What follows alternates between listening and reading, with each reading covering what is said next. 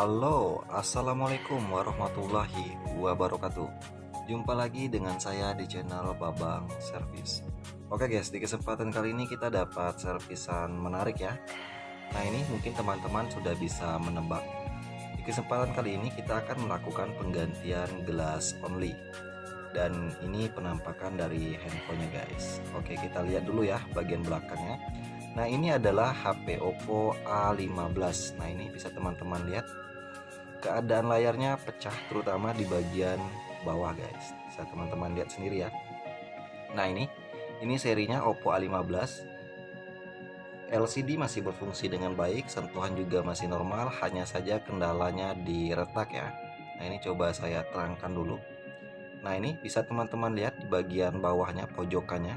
Nah ini pecahnya lumayan parah ya. Oke, tanpa berlama-lama langsung kita eksekusi HP-nya. Untuk langkah awal kita buka dulu area backdoor atau penutup belakangnya. Kita gunakan bantuan pemanas. Ini saya gunakan headgun ya, bisa juga menggunakan blower atau head dryer, tinggal teman-teman kondisikan saja. Setelah kita rasa cukup hangat, langsung kita lakukan proses penyesetan. Nah, di sini saya menggunakan kalengan sekaligus untuk pembukaan awalnya saja ya. Setelah ada ruang langsung saya gunakan plastik mika tipis seperti ini. Nah, ini kita seset secara perlahan ya. Jangan terlalu buru-buru, tenang-tenang saja, santai-santai saja. Nah, ini kita seset. Kita putuskan semua lem atau double tip di area backdoornya atau penutup casing belakangnya ya. Nah, ini kita lepaskan. Oke, ini udah hampir selesai ya, tinggal kita angkat saja. Nah ini bisa teman-teman lihat, ternyata plastik. Oke lah, lanjut kita buka semua baut-bautan di area casing belakangnya guys. Oke, ini kita lepaskan semua baut-bautnya, saya skip saja ya untuk mempersingkat durasi. Selanjutnya ini slot kartu SIM juga kita lepaskan dulu. Dan selanjutnya kita buka area casingnya. Nah ini kita buka menggunakan kuku saja ya, seperti ini. Bisa juga menggunakan alat bantu, tinggal teman-teman kondisikan saja. Nah ini udah berhasil kita lepaskan untuk casingnya. Selanjutnya kita buka untuk baterainya guys. Nah ini kita tarik saja ya seperti ini ya. Nah ini oke, ini udah selesai, kita angkat untuk baterainya. Selanjutnya kita buka semua kameranya. Nah ini ada kamera depan dan total ada 4 kamera ya. Di depan ada 1 dan di belakang ada 3 kamera. Nah ini kenapa kameranya kita lepaskan? Ya fungsinya untuk menghindari terkena lem ketika proses pengerjaan ganti gelasnya. Ini ada plastik double tip untuk penahan baterai, kita amankan dulu. Kita buat ruang untuk fleksibel LCD-nya. Selanjutnya ini kita lepaskan LCD dari frame. Langkah awal sebelum pembukaan LCD kita panaskan dulu ya area LCD-nya ini menggunakan bantuan headgun juga. Kita hangatkan, kita kelilingin, setelah kita rasa cukup hangat baru kita lakukan pengangkatan LCD. Untuk pembukaan LCD di sini saya menggunakan bantuan kalengan tipis dan juga mika tipis ya, mika tipis dan kalengan tipis. Dan kalengan tipis ini saya buat sendiri ya dari lapisan belakang LCD. Nah ini kita seset area pinggirannya untuk memutuskan semua lem-lem yang menempel atau double tip yang menempel ya. Jadi ini kita seset seperti ini. Nah perlu teman-teman pemula pahami ya, kebanyakan daripada teknisi itu awalnya gagal bukan ketika proses pemisahan LCD, bukan ketika proses pengeleman. Rata-rata banyaknya gagal itu ketika pembukaan LCD dari frame. Karena ingat, perlu digarisbawahi, kita di sini hanya melakukan penggantian glass only atau kaca touchscreen saja tanpa melakukan penggantian LCD satu set. Jadi ketika pembukaan LCD dari frame itu perlu hati-hati, jangan sampai LCD-nya rusak ya. Nah inilah fungsinya kita kelilingin menggunakan kaleng tipis, karena untuk plastik mika itu agak sulit ya karena lemnya ini lumayan kuat guys kalau masih original ya. Jadi ini saya gunakan bantuan kalengan tipis seperti ini, kita seset ya, jangan kebablasan sampai ke area bawah karena di bagian bawah itu ada soketnya ya. Nah setelah kita rasa udah ada ruang, lanjut baru kita gunakan plastik mika tipis, langsung kita cari lapisan paling bawah dari LCD-nya. Setelah dapat langsung kita seset saja seperti ini ya. Dan ini soket LCD kita lepaskan dulu. Nah ini Hati-hati jangan kebablasan untuk di area bawahnya karena ada soket LCD ya, atau nyawanya dari LCD. Dan ini di bagian bawahnya ini pecahnya lumayan parah guys. Nah ini bisa teman-teman lihat ya, kacanya lepas sendiri. Nggak apa-apa, kita hati-hati saja pembukaannya. Nah ini kita seset ya, ada lem yang menempel, kita putuskan dulu dan tinggal kita tarik. Oke, berhasil. Dan bisa teman-teman lihat ya, pecahan kacanya ini lumayan untuk di area bawah. Nah ini kita bersihkan dulu ya kacanya, karena ini kaca LCD ini lumayan guys ya kalau terkena tangan. Oke, ini kita bersihkan dulu. Lanjut langsung kita tes ya LCD nya apakah masih normal atau tidak, karena ini baru selesai kita buka dari frame ya, kita lepaskan dari frame, kita pasangkan baterai dan langsung kita tes. Bismillahirrahmanirrahim. Alhamdulillah masih nampil Oppo. Oke, kita tunggu dulu untuk proses loadingannya. Ini lumayan lama guys ya. Oke, berhasil masuk ke menu dan sepertinya sentuhan aman-aman saja, latar putih juga aman-aman saja ya. Oke, tanpa berlama-lama langsung saja kita lanjut untuk eksekusi ke tahap selanjutnya. Kita lepaskan kembali untuk baterai dan fleksibel LCD-nya kita angkat dulu. Wah, ini nyangkut guys. Ada double tipnya ya. Oke, kita fokus ke area LCD ya. Ini kita lepaskan dulu untuk soket LCD yang menempel di kalengannya. Ini kita lepaskan dulu seperti ini. Nah, ini kita luruskan. Selanjutnya kita tutupin pecahan kacanya menggunakan lakban bening seperti ini ya. Fungsi dari lakban ini untuk menahan pecahan kacanya agar kacanya itu tidak berhamburan ya guys. Sekaligus juga untuk memudahkan mesin separator untuk menyedot sempurna ya. Selanjutnya kita rapikan lakbannya ya. Oke, ini udah rapi, langsung kita bawa ke meja separator. Dan ini kita udah berada di depan mesin separator, kita tempelkan LCD-nya dan kita hidupkan pemanas dan vakumnya. Ini kita diamkan dulu sampai di panas 75 sampai dengan 80. Namun 75 sampai 80 itu bukan patokan ya, tinggal sesuaikan dengan mesin separator masing-masing. Dan ini saya gunakan kawat pemisah itu berukuran 0,03, sebenarnya khusus OLED, namun juga saya gunakan di panel LCD IPS ya. Karena kawat tipis seperti ini 0,03 ini sangat bagus ya, karena kalau terlalu tebal takutnya malah terkena lapisan polarit. Memang kalau kawat berukuran tipis seperti ini memang rawan sekali putus ya, namun setidaknya mengurangi resiko ya terkena lapisan polarit, karena kalau udah terkena lapisan polarit kita kerja 2 kali guys, karena mau ganti lapisan polaritnya lagi ya. Nah, ini udah selesai kita seset dan kita putuskan. Selanjutnya tinggal kita bersihkan bekas lem yang menempel di LCD yang lama ya. Ini kaca gelas yang lama dan ini LCD-nya udah berhasil kita pisahkan, sepertinya tidak terkena polarit ya. Dan lanjut langsung kita bersihkan ya. Tidak langsung saya tes, jadi saya bersihkan dulu. Dan di sini untuk pembersihan bekas lem OK yang lama saya gunakan bantuan mekanik. Ini mekanik IR10 Pro. Jadi ini bisa digunakan untuk teman-teman pemula. Kalau seandainya selesai pemisahan LCD dengan kaca gelas itu kan ada bekas lem OK-nya ya. Jadi kalau menggunakan mekanik IR10 Pro ini setidaknya membantu memudahkan ya. Ya mungkin di video-video saya sebelumnya saya masih menggunakan printer juga ada ya. Kalau teman-teman yang belum ada alat seperti ini ya bisa gunakan tinggal printer saja. Selanjutnya kita bersihkan secara keseluruhan menggunakan minyak kayu putih dibantu dengan tisu. Kita bersihkan dulu sampai kinclong ya. Setelah kinclong baru kita tes. Oke, ini udah bersih. Lanjut kita bawa ke meja eksekusi. Oke guys, ini udah kita bersihkan dan udah kita pisahkan, namun belum kita tes ya. Jadi ini kita tes dulu apakah LCD-nya masih normal atau tidak. Bismillahirrahmanirrahim. Alhamdulillah masih nampil Oppo.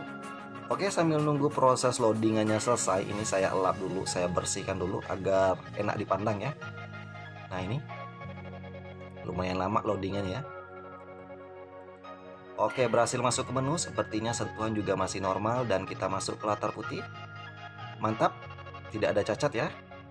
Oke, lanjut kita eksekusi lagi ya handphonenya. Oke, ini kita lepaskan dulu LCD dari frame kita amankan dan pecahan kaca yang lama juga kita amankan. Oke, untuk teman-teman pemula yang udah bergabung di channel saya mungkin udah tahu ya, dan yang belum bergabung di channel saya khususnya, perlu saya sampaikan kalau saya di sini saya tidak menggunakan lem OK cair, lem OK kering, melainkan saya menggunakan lem OK cair. Yang ditakutkan oleh para teknisi ketika menggunakan lem OK cair ini kan rembes atau lemnya masuk ke dalam LCD. Jadi saya punya triknya. Nah, triknya seperti ini guys ya. Ini ada lem T7000 berwarna hitam, sering digunakan para teknisi untuk menempelkan LCD di frame. Namun lem ini juga saya gunakan untuk menutupin area pinggiran LCD-nya. Karena lem OK cair itu bisa masuk ke dalam LCD itu lewat pinggiran. Jadi pinggirannya kita tutupin dulu, kita amankan dulu menggunakan lem T7000 berwarna hitam ini. Nah, untuk pemberian lemnya banyak yang bertanya sama saya seperti ini ya. Saya udah mencoba trik seperti yang abang lakukan namun masih rembes. Nah, disitu ada saya jawab perlu perhatikan ketika pengeleman area pinggiran LCD. Nah, untuk pemberian lem pinggiran LCD caranya itu bukan ditarik guys ya, bukan ditarik seperti kita memasang lem di frame, tinggal kita tarik-tarik saja. Namun ketika pemberian lem di LCD seperti ini, di pinggiran LCD itu ditotol-totol. Nah, ini bisa teman-teman lihat saya totol-totol ya. Namun ini durasinya saya percepat. Nah, ini kita totol-totol agar lemnya itu bisa melekat sempurna atau menempel sempurna ya. Jadi menutupin, betul-betul menutupin. Kalau hanya ditarik biasanya itu ada sedikit celah yang membuat lem OK-nya bisa masuk. Jadi perlu teman-teman perhatikan ya, seandainya mencoba masih rembes, perlu perhatikan pengeleman area pinggiran LCD-nya. Termasuk juga di bagian bawah soket, karena di bagian bawah soket juga bisa mengakibatkan rembes. Jadi perlu teman-teman perhatikan ya. Nah, ini kita ratakan, kita tutupin semua celah, jangan sampai ada sedikit celah yang membuat lem OK bisa masuk ke dalam LCD. Selanjutnya tinggal kita tunggu lemnya kering, itu kurang lebih 10 menit sampai dengan 15 menit kita diamkan dulu ya. Oke, ini udah 15 menitan saya diamkan dan saya rasa ini juga udah kering sempurna. Lanjut kita bersihkan lagi untuk di LCD-nya. Berhubung mungkin ya ada bekas-bekas lem yang meluber ke area luar atau layarnya, jadi kita lap dulu menggunakan minyak kayu putih dibantu tisu. Karena sebelum diberi lem OK kita upayakan LCD dalam keadaan bersih dulu ya, tanpa ada debu apalagi bekas-bekas lem yang lama. Selanjutnya kita tambahkan lem OK seperti ini, secukupnya saja, tidak harus kebanyakan, juga jangan sampai kurang, karena kalau kurang takutnya kita susah untuk ngilangin gelembungnya, dan kalau berlebihan juga mubazir guys ya. Nah, ini kita ambilkan kaca gelas yang baru, udah kita kletek plastiknya dan tinggal kita presisikan. Nah, ini kita urut ya, kita dorong. Kalau lem OK kering, kalau seandainya tidak ada mesin bubble remover, jadi otomatis mau diurut ya, dan itu rawan sekali gelembung. Nah, kalau OK cair itu rawan sekali rembes. Jadi triknya seperti ini kalau menggunakan OK cair ya. Dan untuk meratakan lem OK-nya tinggal kita dorong saja seperti ini ya, kita ratakan sambil kita pantau, jangan sampai kecolongan gelembung. Nah, selanjutnya ini kita bersihkan dulu bekas-bekas lem OK yang meluber ke area luarnya. Nah, ini kita lap menggunakan tisu. Nah, ini kita upayakan sampai bersih ya, karena lem yang meluber juga bisa mengakibatkan rembes. Selanjutnya kita ambilkan frame dan kita kasih alas tisu. Mungkin banyak yang bertanya ya, fungsi dari tisu ini bukan hanya semata-mata memudahkan ketika pengangkatan LCD dari frame. Nah, perlu teman-teman ketahui ya, LCD Oppo A15 ini kan masih berpanel IPS. IPS ini rawan sekali rembes.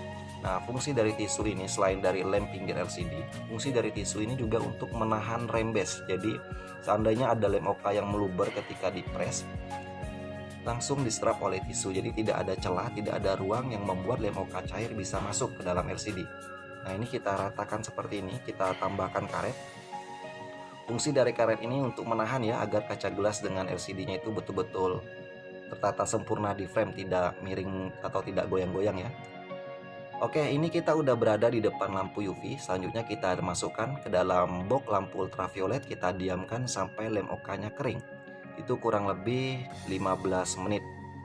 Ini kita diamkan dulu ya sampai lem OK-nya kering sempurna. Mantap. Oke, balik lagi, ini udah 15 menitan saya diamkan, dan ini juga saya rasa udah kering ya. Lanjut kita eksekusi handphonenya. Oke, ini udah kita keringkan menggunakan lampu ultraviolet. Selanjutnya kita buka dulu ya. Nah, ini kita angkat dulu untuk baterai dan LCD-nya. Nah, fungsi dari tisu ini kan seperti ini. Jadi mudah ketika pengangkatan, sekaligus juga bisa teman-teman lihat ada bekas lem OK yang diserap oleh tisu ya. Jadi fungsi tisu ini juga menyerap lem OK yang meluber ke area pinggiran LCD. Jadi langsung diserap, jadi tidak ada ruang, tidak ada celah yang membuat lem OK cairnya bisa rembes. Jadi perlu teman-teman pemula ketahui ya, seperti ini triknya. Jangan sampai teman-teman mencoba gagal terus nggak mau mencoba lagi. Ya kalau mencoba gagal itu wajar ya, tidak ada ya orang yang mencoba langsung berhasil, itu jarang sekali. Tetap namanya mencoba itu pasti pernah merasakan yang namanya gagal. Namun ya dari kegagalan tadilah kita bisa belajar atau memperbaikinya lagi ya. Oke, tadi LCD juga udah kita bersihkan, lanjut frame juga kita bersihkan ya. Nah setelah bersih framenya, dan jangan lupa ini ada pengaman speaker atau saringan penutup speaker telepon, jadi kita pasangkan dulu ya. Nah ini ada bekas lem guys, kita bersihkan dulu ya. Dan ini saya tambahkan lem sedikit, ini lem T7000 juga, cuma yang berukuran kecil ya, karena yang besar itu takutnya nanti malah meluber dan menutupin speakernya, jadi saya gunakan yang kecil saja. Selanjutnya kita presisikan saringan speakernya ya, karena kalau tidak dipasang sangat mempengaruhi penampilan handphone guys. Jadi ini kita presisikan. Setelah presisi, langsung kita tambahkan lem di area pinggiran framenya. Nah ini di pinggiran framenya kita tambahkan lem, sama ini lem T7000 juga berwarna hitam. Nah untuk pemberian lem di area frame itu tidak harus tebal ya, yang penting rata. Nah seperti ini tipis-tipis saja, yang penting rata ya, karena kalau terlalu tebal malah meluber keluar dan meluber ke area dalam, malah nanti nggak rapi guys ya. Jadi ini kita sedikit saja kita ratakan seperti ini. Nah ini jangan lupa dekat sensornya jangan sampai ketutupin ya, karena kalau ketutupin nanti sensornya nggak fungsi dia guys. Dan ini ada lem di atas lubang kameranya, saya rapikan dulu agar lemnya tidak masuk ke kaca kameranya atau tidak menutupin kamera.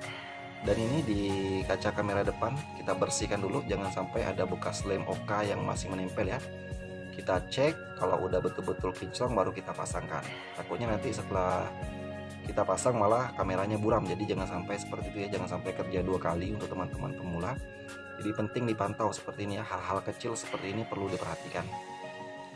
Selanjutnya ini ada double tip penahan baterainya, kita presisikan kembali karena tadi kita kepinggirkan dulu, dan ini tinggal kita pasangkan lagi guys ya. Ini ada kamera dan ini ada karetnya, kita pasangkan dulu untuk karet pengamannya ya, tadi terlepas. Dan kamera depan kita pasangkan, namun kita cek ya, kalau ada debu kita lap dulu. Kamera belakang ada 3 kamera, kita pasangkan kembali. Nah ini kita amankan tadi ya, takut terkena lem. Selanjutnya kita lap ya, agar nanti kameranya betul-betul mantap guys. Nah ini untuk di tulangannya atau di casingnya udah saya bersihkan, dan backdoornya juga udah saya bersihkan dari bekas-bekas double tip atau lem yang lama. Ini kita rakit, kita pasangkan baterai dan fleksibel fingerprint. Selanjutnya kita pasangkan untuk casingnya guys, dan bisa dilihat di bagian bawahnya itu cacat ya, atau tulangannya itu sedikit terkikis guys ya, mungkin faktor pecahan kacanya tadi atau jatuh. Nah ini kameranya kita lap lagi dan kita pasangkan untuk kaca pengaman kameranya. Nah ini wah sangat susah sekali ya mengepaskannya. Oke lanjut, kita pasangkan kembali semua baut-baut di area casing belakang. Oke saya skip saja ya, saya rasa juga teman-teman paham untuk mempersingkat durasi. Dan ini bisa dilihat udah kita pasangkan semua untuk baut-bautannya. Selanjutnya di area pinggiran casingnya kita tambahkan lem sebelum kita pasangkan backdoor, karena lem yang lama itu udah kita bersihkan ya. Kenapa dibersihkan ya, agar backdoornya itu betul-betul presisi guys, menempel sempurna, nggak tinggi ya, atau nggak ngangkat. Nah ini backdoornya juga kita bersihkan, lanjut tinggal kita presisikan. Nah ini kita presisikan, dekat fingerprint juga kita presisikan. Slot kartu SIM kembali kita pasangkan dan tinggal kita press. Nah ini kita press menggunakan karet saja seperti ini. Nah ini kita press menggunakan karet. Oke. Nah ini untuk karet ini ya bebas-bebas saja ya, bisa menggunakan penjepit khusus LCD juga bisa, menggunakan karet juga bisa. Namun kalau saya pribadi lebih dominan menggunakan karet saja ya, nah menurut saya ini jauh lebih aman guys. Nah ini kita press menggunakan karet. Oke ini mantap ya. Dan ini udah hampir selesai, tinggal kita tunggu lemnya kering. Kita diamkan dulu kurang lebih 30 menit. Oke guys, balik lagi, ini kurang lebih udah 30 menitan saya diamkan, dan saya rasa ini udah kering sempurna ya untuk lemnya. Lanjut ini karet-karetnya kita lepaskan dulu, dan tadi juga sambil menunggu lemnya kering, tadi di pinggir-pinggiran framenya yang lem-lem meluber juga udah saya bersihkan ya. Jadi ya untuk mempersingkat durasi juga. Dan ini kita lap lagi menggunakan tisu dibantu minyak kayu putih tadi. Nah ini kita lap sampai bersih ya. Untuk di backdoornya kita lap juga sampai kinclong, dan di layarnya juga kita lap sampai kinclong. Nah ini kita hidupin handphonenya ya, sambil menunggu proses loadingnya selesai. Kita bersihkan dulu agar enak dipandang guys ya. Nah ini kita bersihkan sampai kinclong. Oke, ini udah berhasil masuk ke menu. Kita tes sentuhan, mantap. Dan kita masuk ke latar putih, bening tanpa ada rembes. Karena kalau lem oka cair itu rembes, kelihatan seperti ada awan mendung ya. Jadi kalau misalkan menggunakan lem oka cair, yang ditakutin rembes. Namun triknya udah saya berikan tadi, bisa teman-teman pemula ikutin. Dan ini bisa teman-teman lihat ya, hasilnya bening tanpa ada rembes. Hasilnya berarti mantap ya, sempurna. Dan ini kita tes kameranya ya, kita elap dulu. Kita tes untuk kameranya. Nah ini kamera belakang, kita lap dulu ya sampai bersih, baru kita tes. Nah ini pentingnya kenapa kamera kita lepaskan ya, agar tidak terkena lem. Nah ini kita tes untuk kamera belakang. Wow, mantap ya. Dan kamera depan, wah ini kena pantulan cahaya. Oke, saya lap dulu ya. Nah ini kita tes lagi kamera depannya. Nah ini, wow, mantap ya, nggak ngeblur. Oke, tanpa berlama-lama langsung saja kita keluarkan ya kameranya ya. Nanti takutnya penonton bosan lihat muka saya. Oke, untuk teman-teman pemula yang udah support channel ini, saya ucapkan terima kasih. Dan yang belum support, segera support dengan cara subscribe dan aktifkan tombol lonceng notifikasinya. Sekian tutorial kali ini, semoga bisa bermanfaat untuk teman-teman teknisi pemula khususnya. Dan handphone udah kembali mulus, siap diserahkan kepada pemilik. Sekian, wassalamualaikum warahmatullahi wabarakatuh. Bye-bye.